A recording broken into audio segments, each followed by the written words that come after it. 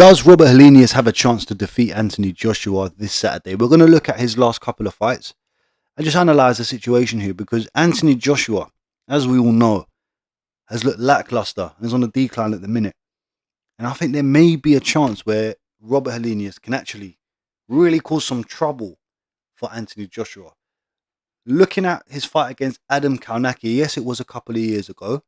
I think this is the game plan he needs to employ for him to cause AJ a lot of problems. That's going to be simple. He comes out, puts pressure, out volumes AJ for the first couple of rounds, works his power shots, and that will mentally fatigue Anthony Joshua. Then he'll start to physically fatigue, and then we could see him in trouble.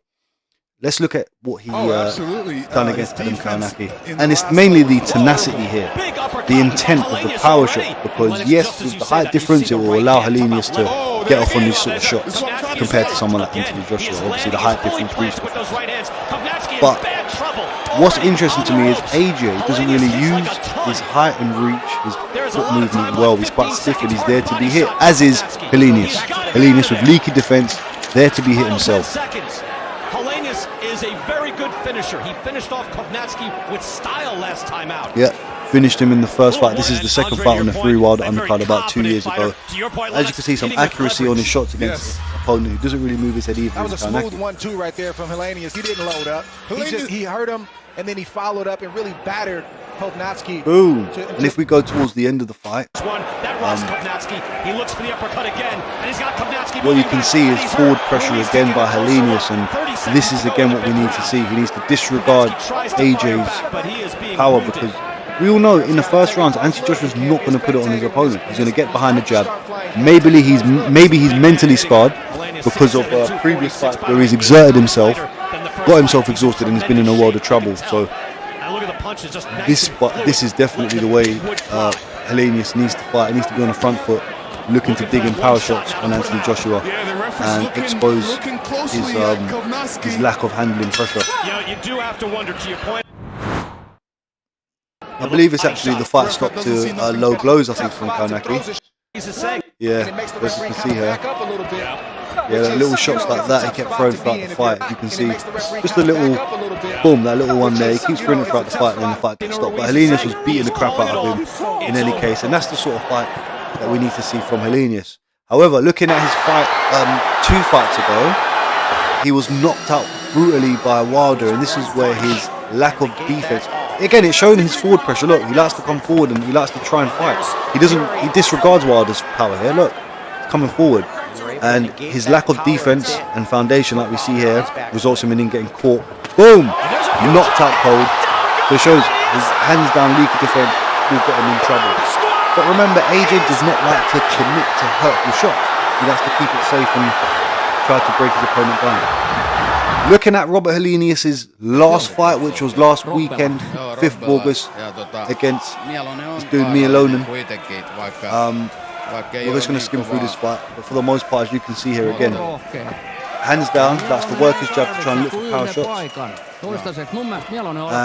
And he gets Mialonen out there in, I think, around 5 or 6. Mialenen's 6-0, no experience here. Helenius doing what he should be doing as a taller, rangier opponent with longer arms and more experience, touching up Mialonen. Not letting him get on the inside. Hän on 2 metriä pitkä ja vasen alkaa löytää tietää Mielosen leukaa, mutta Mielonen kestää toistaiseksi. Mut kyllä. And the shot is beautiful that he lands to get the stoppage. It's a right hook around the side of the head. Tässä hyviä vartaloiskuja, että tuolta kannattaisi niin. Nähdään se, että vähän alkaa puuskuttaa. Nyt Roppe hakee kovaa tuonne vartaloon. Mielonen kestää tuon hyvin. Ja näin, vasen oikea vartalo Mieloselta. Nyt Roppe näkee jo, että se pystyy tuossa vähän. Vasen koukku oikea suora. Oikeassa oli jo ruutia ja nyt tulee vasen oikea koho. Minuutti 19, 3. erää jäljellä ja tällä hetkellä Mielonen ottaa kyllä vastaan ja nyt sattuu pahasti. Anssi Perälä laittaa hommaa. Yeah man, good power Helenius has. Obviously, a very lesser opponent in the heavyweight division, like, but it shows that Helenius has got some hurtful shots. Is able to move around decently. This fight doesn't mean anything, though. We can't take anything from this. This just shows the level of where he's at, and this is what I'm saying, man. Anthony Joshua needs to show people he belongs in that top echelon of the fighters, because it doesn't even matter if he wins on Saturday against Helenius. If he wins and looks boring, or wins but a struggle, or wins because he's running and using his jab, it just shows he's not in that top level division. Like, he's not in the top level of the heavyweight division. We had Gerald Washington knock out Helenius, which we'll show you. But let's just have a look at Anthony Joshua, just to remind ourselves of where he's at in his last fight against Jermaine Franklin. Good jab. He's no Lennox Lewis. His jab is something that it should be at this level, considering he's been at the top in inverted commas or whatever. So people talk about he's an improved jab, great boxing. I don't really think so. I think he's just got a decent jab, because nothing comes off the jab, which makes the jab better, like a better shot. Obviously, he doesn't really find anything else home. Like, he didn't land any decent shot like off the jab. Like, he didn't work combinations. Didn't find no power shot. Quite stiff as well. No head movement. Coming forward in a straight line. But I do see these right hands and these shots from AJ landing on Helenius, which is why I say Helenius needs to stick it on him from the beginning and make it ugly. Otherwise, the longer he leaves AJ in the fight, the more comfortable and the more shots are going to land on Helenius. And I think AJ will break him down and get him out sort of rounds 5 to 8. I don't think AJ is going to take a chance in the beginning stages. He's going to box to stay behind his jab. And I reckon the height might give AJ some problems as well, with the longer arms. Helenius got some power himself, and it's going to be interesting to see if Helenius lands on AJ, how AJ is going to deal with it, man. Because Helenius does hit quite hard. Hands are low, so the shots you don't really see coming. He blinds with a jab, then bangs with the right hand. And yeah, it's going to be an interesting one.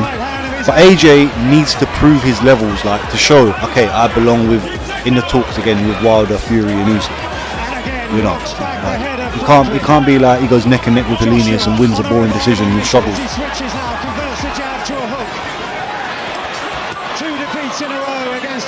And I hope AJ is able to put him away in emphatic fashion. But as we can see here, man, he's a very careful fighter now, and that's going to cost him. That's going to cost him in the long run. Even if he wins, it's not going to be a good look.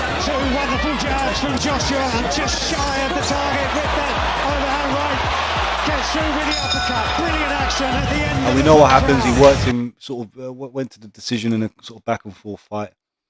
And let's just look at one more fight, which I feel is going to sort of resembles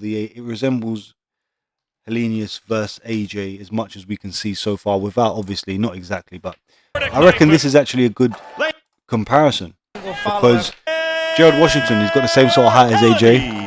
He's a little bit of a heavy hitter, but he doesn't really use his power punches, so he likes to stay on the outside box, be careful, low volume, like AJ. And we'll see what resulted here.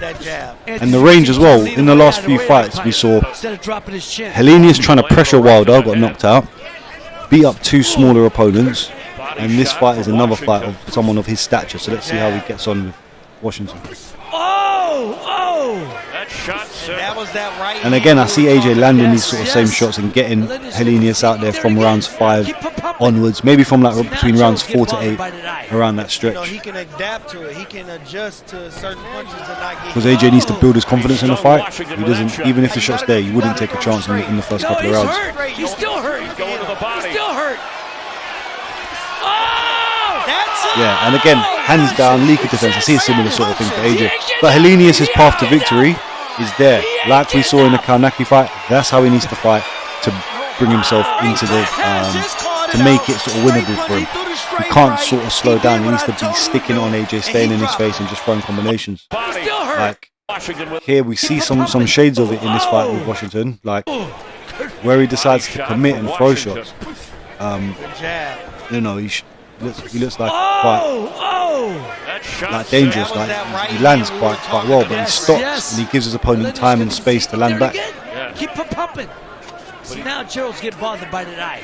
You know, he can adapt to it. He can adjust to certain punches and not get hit. So it's all on. It's all on. You gotta It's all on Helenius, because you know what AJ is going to do. He's not going to just turn into a dog again overnight. It's all on Helenius how he decides to fight. That's it. And I reckon more than likely, if he fights like this, he's going to get finished like we expect. However, I do think there is a path of victory for him if he decides to fight how he fought against Kalnaki. We might see AJ in a world of trouble. Let me know what you think in the comment section below. Like, subscribe, and we'll be back with more.